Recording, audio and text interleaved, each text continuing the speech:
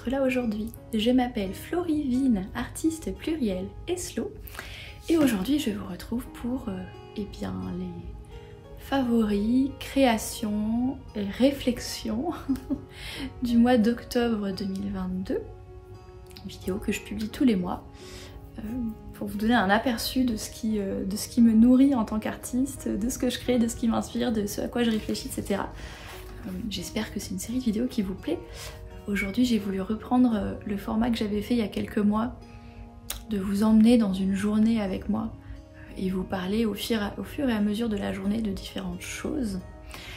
Donc nous sommes le 26 octobre, on arrive à la fin du mois, il est 8h30, 9h par là, je suis en pleine session de je bois mon thé et je lis mon livre. Donc ça va être le moment de vous parler de mes inspirations culturelles.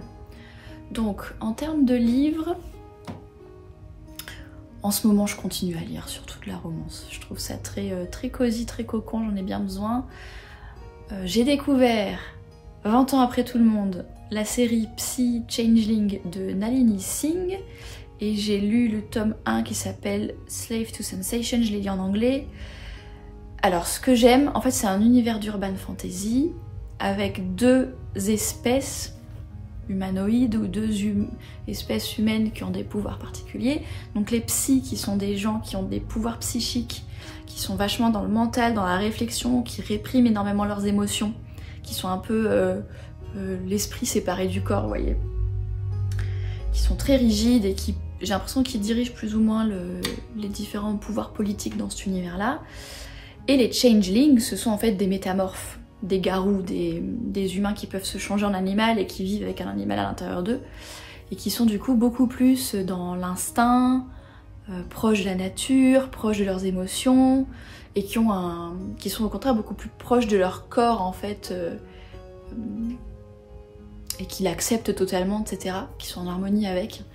Et du coup je trouve que c'est un contraste hyper intéressant, et que ça peut amener à se poser pas mal de questions intéressantes. Et donc là, ce tome-là, c'est entre un homme qui est un changeling panthère, je crois, et une femme qui est une psy issue de... Enfin, c'est la fille d'une nana qui fait partie du conseil, donc c'est une nana puissante, mais contrairement à tous les psys qui sont censés ne rien ressentir, elle ressent des émotions et elle les cache.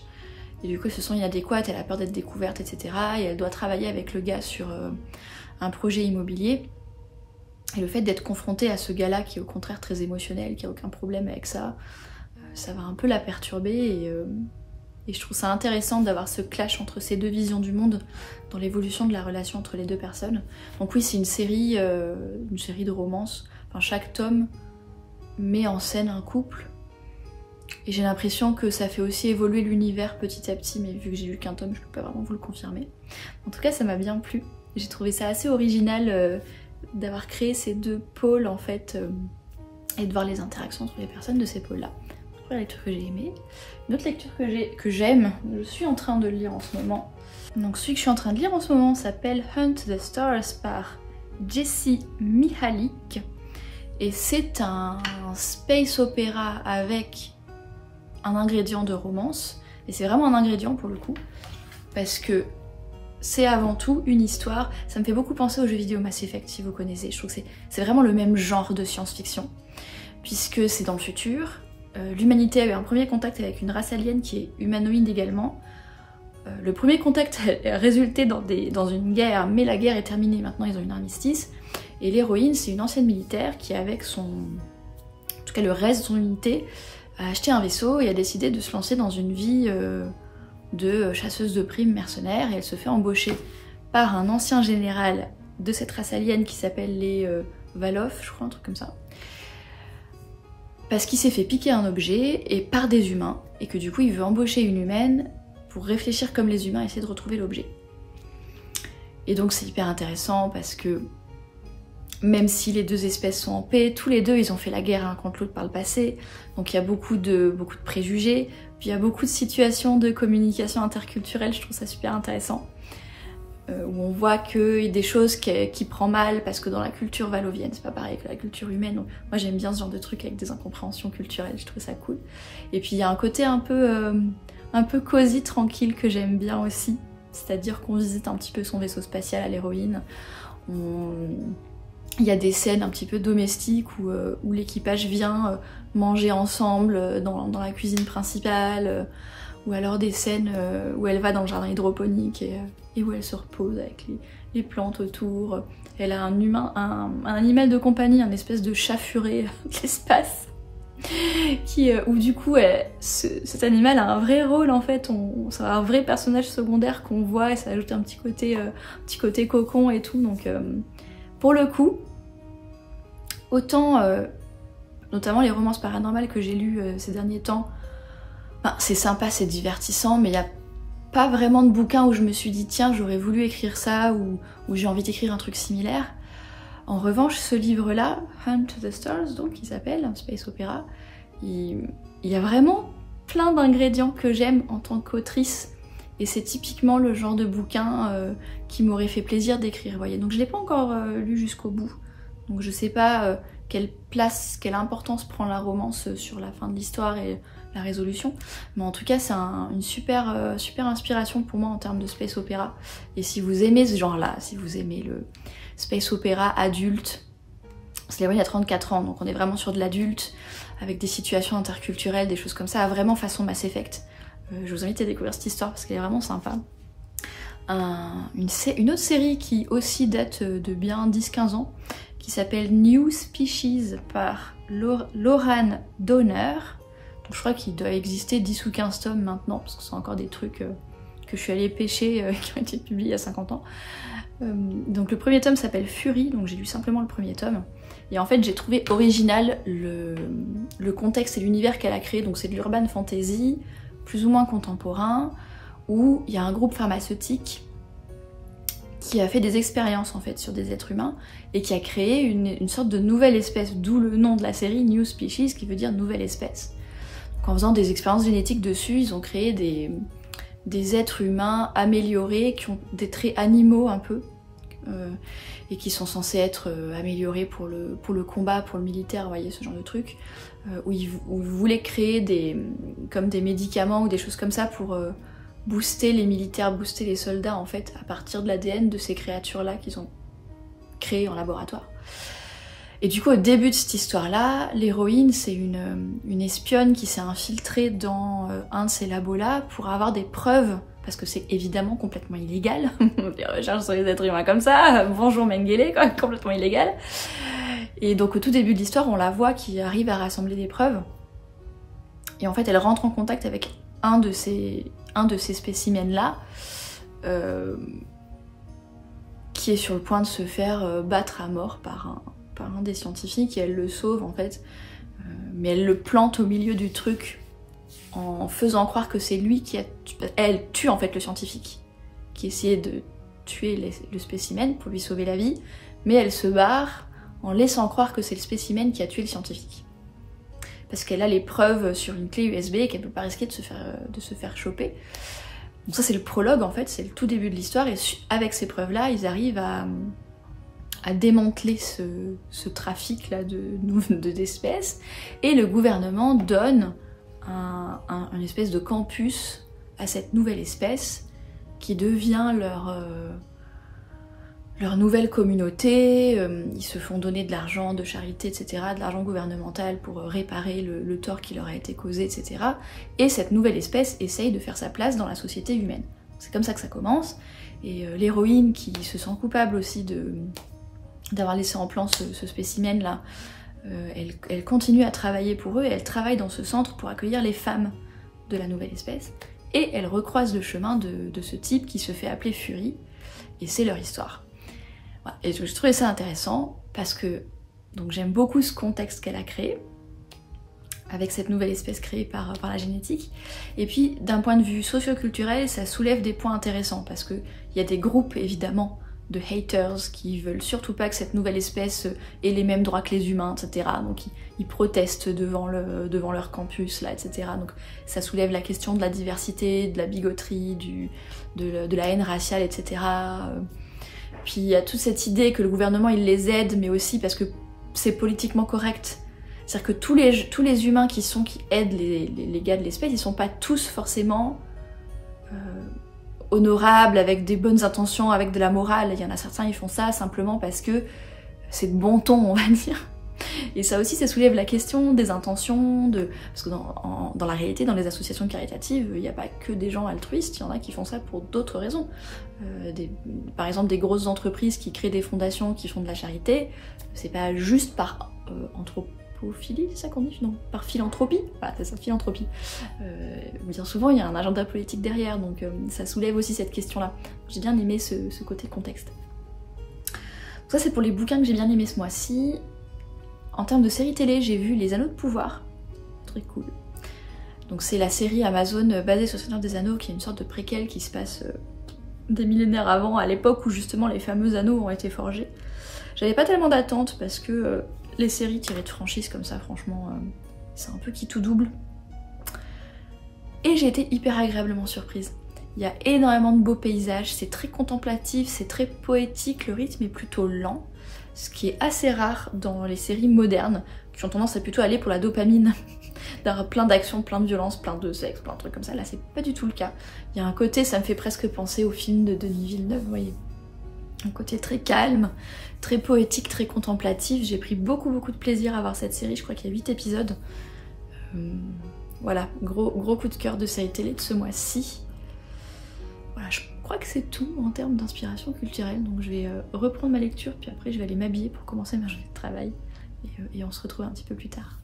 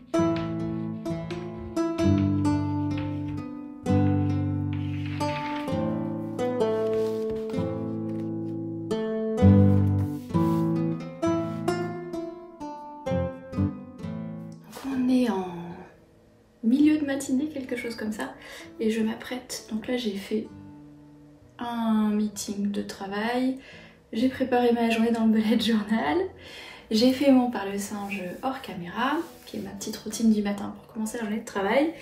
Et donc maintenant que j'ai géré le plus important en termes de communication, d'email, de choses comme ça, je m'apprête à rentrer dans mon créneau créatif. Et cette semaine, je suis en train de préparer le contexte et l'intrigue de la novella que je vais écrire pour le SlowWriMo. Donc j'en avais parlé dans la vidéo de la semaine dernière de la créativité sereine et de ce défi SlowWriMo si ça vous intéresse. Et je suis en train de tourner un vlog sur les préparatifs et l'écriture de cette novella qui sortira courant novembre. Si vous avez envie d'en savoir un petit peu plus sur le processus créatif, mes journées d'artiste, etc. Mais du coup là voilà, cette semaine les créneaux créatifs sont utilisés pour deux choses. Ils sont utilisés pour créer les capsules de papeterie hivernale et ils sont utilisés pour du coup finir les préparatifs de mon SlowWriMo. Donc j'utilise le tableau noir, je suis contente. J'ai acheté une dessert Ikea que vous m'avez vu déplacer là. En fait je l'ai acheté au mois de mai mais je l'ai montée seulement ce mois-ci et pour l'instant j'en suis très contente parce qu'elle est très flexible, très pratique et j'ai hâte de l'utiliser pour l'impression et l'envoi des capsules Patreon des mécènes d'octobre en novembre, qui est quelque chose que j'ai prévu de faire la semaine prochaine. Et du coup la capsule d'octobre fait partie des choses que j'ai créées ce mois-ci. Et pour, pareil, courant novembre, lorsque je vais envoyer les commandes de papeterie créative hivernale, j'ai prévu d'utiliser cette desserte pour bouger un peu à droite et à gauche, à côté de l'imprimante, à côté du bureau pour faire les enveloppes et tout, et j'ai trop hâte. Donc ça c'est un favori aussi, cette desserte. Et donc justement dans ce que j'ai créé ce mois-ci, donc j'ai préparé tout le truc du SlowWriMo, là j'en ai fait, je crois que c'est au mécène que j'ai présenté ça, le carnet que j'ai créé pour mon défi. C'était la vidéo bonus du mois d'octobre. Je sors un contenu bonus par mois sur Patreon, soit audio, soit vidéo, où je vais un peu plus en profondeur. C'est les mêmes genres de contenus que ce que je fais ici, créativité, slow, des aperçus de mon art, des vlogs, des trucs comme ça. Mais en général, je monte des trucs un tout petit peu plus personnels, puisque c'est Patreon, c'est un univers semi-privé, quoi. C'est les gens qui me soutiennent, qui sont présents, donc je vais un petit peu plus loin dans ce que je présente. Et j'ai présenté en détail ce que j'ai fait. Des trucs que j'ai tirés au sort, parce qu'en fait la novella que j'écris pour SlowWriMo, là j'ai tiré au sort les contraintes et du coup j'ai montré un peu plus en détail comment j'ai tourné ça en question, etc. Mais vous aurez aussi un contenu puisque la semaine prochaine sort une vidéo sur la créativité aléatoire, justement utiliser le fait de tirer des contraintes au sort pour booster la créativité, et vous allez me voir tirer les trucs au sort, donc vous allez le voir aussi je crois ce carnet, peut-être. Je sais plus. En tout cas, vous allez voir un petit peu plus de détails là-dessus. Et ça a été une création du mois d'octobre, du coup, de préparer l'écriture de cette novella, de faire du preptober, comme appelle ça Rachel Steven. Et donc, dans les créations, il y a la papeterie créative hivernale. Je peux vous montrer ce que j'avais créé en début d'année pour les mécènes. Vous voyez, là, j'ai un assortiment de planches de stickers au thème hiver un peu cosy et nature hivernale. Donc ça c'est un des sets qui sera en vente. En fait je vais lancer une vente hivernale mi-novembre à peu près sur la boutique Café aux Étoiles. Si vous regardez au moment de sa publication, j'ai pas encore de date précise, mais si vous suivez l'Instagram Café aux Étoiles ou si vous vous abonnez au bulletin aux étoiles, vous avez une petite newsletter de rappel quand la boutique ouvre. Dire ah ça y est, la boutique elle est ouverte jusqu'à telle date, si jamais ça vous intéresse. Si vous aimez la papeterie créative et que vous voulez être au courant, parce que c'est des ventes ponctuelles puisque je suis toute seule à m'en occuper. Du coup si ça vous intéresse et que vous voulez être informé quand une vente est lancée pour pas la rater, je crois que le mieux c'est de s'abonner en fait à la newsletter pour recevoir la lettre de rappel quand la vente se lance. Ou bien si les emails c'est pas votre truc, c'est annoncé sur le site caféauxétoiles.fr/boutique et c'est annoncé sur l'Instagram qui est géré par ma community manager, donc café-8 O-8 étoiles sur Instagram. Et voilà, là un exemple de trucs que j'avais déjà fait. Il y a aussi des cartes postales hivernales et il y a des planches de stickers indépendants.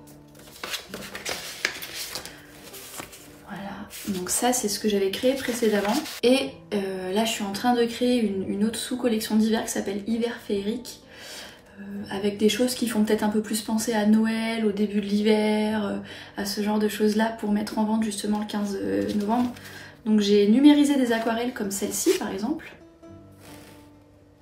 Ces deux-là je les ai numérisées pour faire par exemple des cartes postales.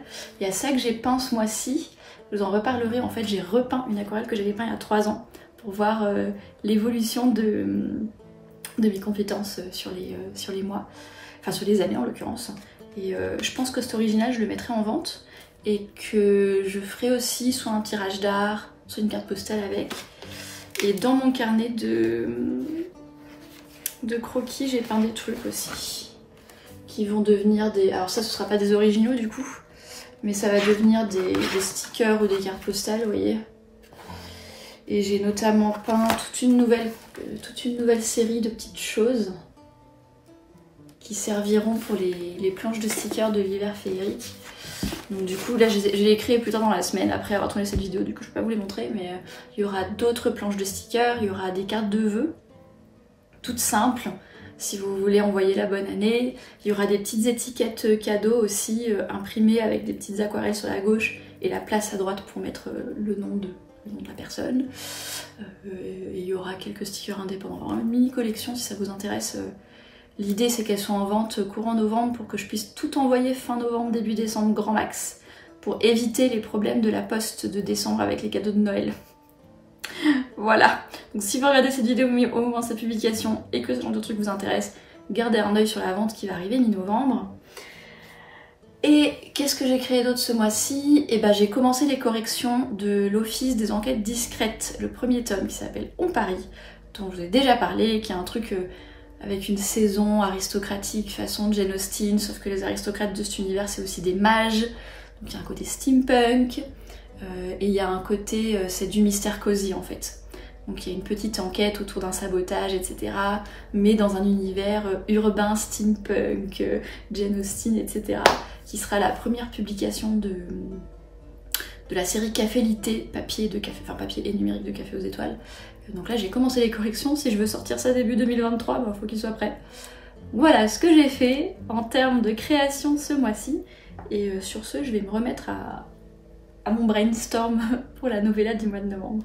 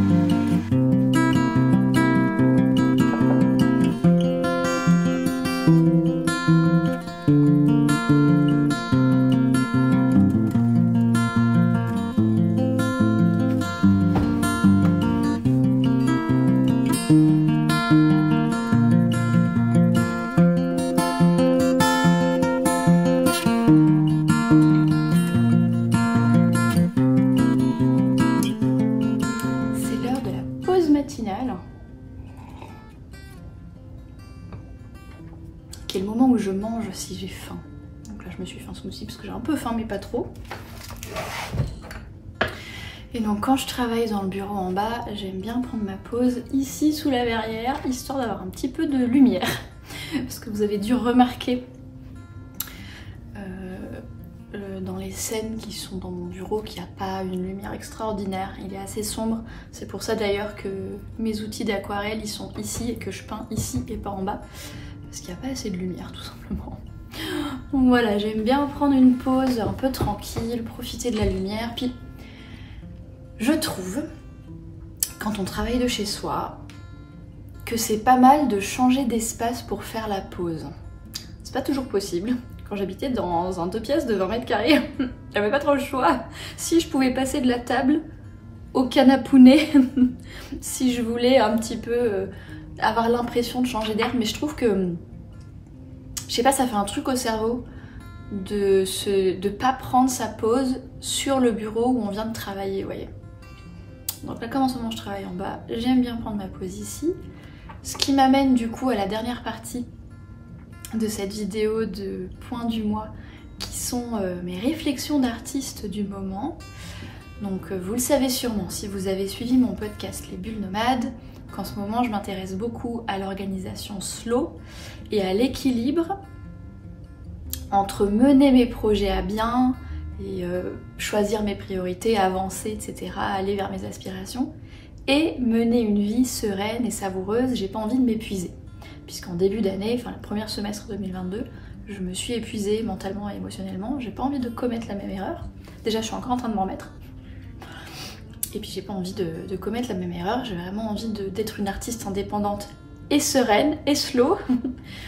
Donc c'est un petit peu ma réflexion depuis la rentrée. Donc si vous voulez en savoir un petit peu plus sur les détails de cette réflexion-là, j'ai sorti 3 podcasts maintenant sur le sujet, 2 en septembre et 1 en octobre. Donc si vous voulez aller écouter ou réécouter ça, vous pouvez le faire. Le podcast que j'ai prévu en novembre, il est aussi sur ce sujet-là, c'est sur le fait d'oser se mettre soi-même en priorité et mettre en priorité ce qu'on aime vraiment, ce qu'on a vraiment envie de faire, plutôt que de choisir des priorités en fonction des urgences extérieures ou des injonctions sociales, etc. Donc je ne l'ai pas encore enregistré, mais il sortira courant novembre. Et notamment, moi, ce que je teste là depuis 2-3 semaines, c'est de mettre la créativité en premier. Et d'oser mettre des créneaux créatifs dans mon quotidien, même si ça paraît parfois indulgent ou pas pressé, etc. Parce que je suis quand même une artiste avant tout. Donc c'est logique que ce soit la créativité qui rentre en premier. On en parlera aussi dans le podcast de ça. Et du coup, toutes ces réflexions-là, ce que je peux vous dire, c'est que toutes ces réflexions-là m'ont amené à revoir un petit peu mon calendrier de contenu.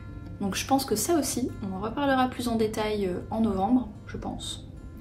Mais en octobre, là, j'ai du coup fait toute la réflexion, toute l'introspection autour de cette nouvelle stratégie de contenu, entre guillemets. C'est-à-dire que l'idée, c'est que, justement, en établissant mes priorités en tant que... pour mon organisation sereine, c'est-à-dire que établir des priorités, c'est un petit peu comme le minimalisme quand on trie nos objets physiques. On choisit plutôt ce qu'on veut garder, ça c'est Marie Kondo je crois qui dit ça, que plutôt que de choisir ce qu'on enlève, on choisit ce qu'on garde. Et ça inverse la réflexion et ça permet de se demander si les objets qui nous entourent nous font vraiment du bien, vous voyez. Et bien j'ai choisi d'adopter la même stratégie pour mon agenda en fait. Plutôt que de choisir ce que je veux enlever, j'ai voulu choisir ce que je veux garder dans mon agenda et faire tout un travail de lister des priorités en fonction de ce qui est important pour moi et en fonction des contraintes que j'ai envie de garder parce que j'ai pas envie de subir les conséquences de ne plus le faire. Par exemple, je continue à cuisiner parce que j'ai pas envie de manger des plats tout prêts, je continue à faire le ménage dans mon appartement parce que j'ai pas envie d'habiter dans un appartement sale, etc. etc. C'est-à-dire que choisir des priorités, ça veut pas dire ne faire que des choses plaisantes. Ça veut dire choisir en connaissance de cause ce qu'on a envie de mettre dans l'agenda et pourquoi. Ça, je crois que j'en ai parlé dans le podcast sur l'organisation savoureuse, si vous avez envie d'écouter plus de détails là-dessus. Mais du coup, voilà, j'ai fait ce travail-là et j'ai notamment pris conscience que dans les fausses priorités, il y avait beaucoup la création de contenu parce que c'est quelque chose qui se crée rapidement, c'est quelque chose où les algorithmes poussent à une régularité, où il y a des gens qui regardent les vidéos, qui écoutent les podcasts, qui lisent les newsletters, et où du coup ça crée comme un rendez-vous que j'ai envie d'honorer, etc. Et je me suis rendu compte que je passais beaucoup plus de temps et d'énergie sur la création de contenu que sur la création artistique au final, un petit peu malgré moi.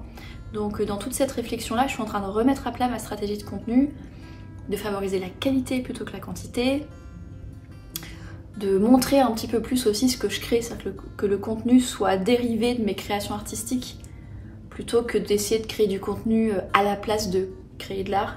On en reparlera plus en détail, mais attendez-vous à ce qu'il y ait une diminution de fréquence de certains contenus. Même pour vous, hein, il y a tellement de trucs disponibles sur internet, est-ce que vous avez vraiment besoin d'avoir 4 vidéos par mois, 50 000 podcasts, 50 000 newsletters, etc. Pas forcément.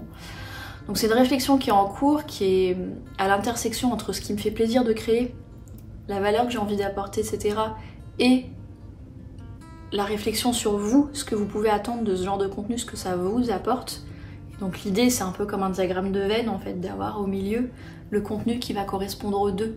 Je remets le plaisir de créer le contenu au centre, plutôt que de me laisser emmerder par des algorithmes et des injonctions et des trucs comme ça, vous voyez. Donc ça c'est pareil, on en reparlera. Je pense que je referai un petit point minimalisme numérique en fin d'année, si jamais vous avez envie de réfléchir à ça pour 2023. Donc du coup, je pense que d'ici là, le nouveau calendrier de contenu sera en place Et du coup ma stratégie, bon, ce que j'aurais choisi sera en place aussi, donc on en parlera plus en détail à ce moment-là. Mais voilà, en ce moment mes réflexions d'artiste, elles sont vraiment orientées autour de ça, autour de retrouver le plaisir de faire ce que je fais et mettre de la sérénité et du fun dans tout ça, sans pour autant sacrifier le fait que je prends du temps à mettre des choses en place, que j'apprends des choses pour améliorer ce que je fais, et que je vais vers mes projets, mes aspirations, sachant qu'en ce moment ce qui est prioritaire c'est Café aux étoiles. Et notamment, je suis en train de me former pour sortir des livres papier, donc c'est un petit peu mon gros tunnel d'énergie en ce moment, c'est ça. Donc les maquettes, les mises en page, ce que je vais avoir comme direction artistique pour les couvertures, quel imprimeur choisir, quel prix pratiquer aussi par rapport à tout ce que ça coûte de créer des bouquins, c'est compliqué ça aussi.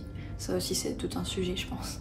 Parce qu'avec l'inflation, il y a une augmentation des prix des matières premières, les bouquins coûtent de plus en plus cher à produire. Sauf qu'on peut pas dépasser un certain prix, parce que les lecteurs et les lectrices, ils attendent un prix maximum pour un bouquin. Donc c'est un peu prise de tête, mais voilà, c'est un peu ça mon projet long terme du moment, c'est toutes ces questions-là, pour l'impression de livre papier. Voilà, sur ce, je pense que je vais vous laisser, parce que j'ai dit tout ce que j'avais à dire pour ce point d'artiste mensuel. Je vais terminer ma petite pause, et puis je vais reprendre ma journée de travail, où là, ce qui va m'attendre, c'est déjeuner, et puis commencer à créer les planches de stickers et tout ça pour la collection papeterie hivernale. Je vous rappelle que si ça vous intéresse, la papeterie hivernale, ça va être en vente mi-novembre, là, 2022. Si vous regardez la vidéo longtemps après sa publication, je vous invite à jeter un œil sur notre Instagram Café aux étoiles, sur le site internet Café aux étoiles, ou bien de vous abonner au bulletin aux étoiles sur caféauxétoiles.fr/lettres pour recevoir un petit rappel quand la boutique ouvre si ça vous intéresse. En attendant, je vous remercie d'avoir vu la vidéo jusqu'au bout. Je vous souhaite une belle journée, une excellente soirée et à la prochaine!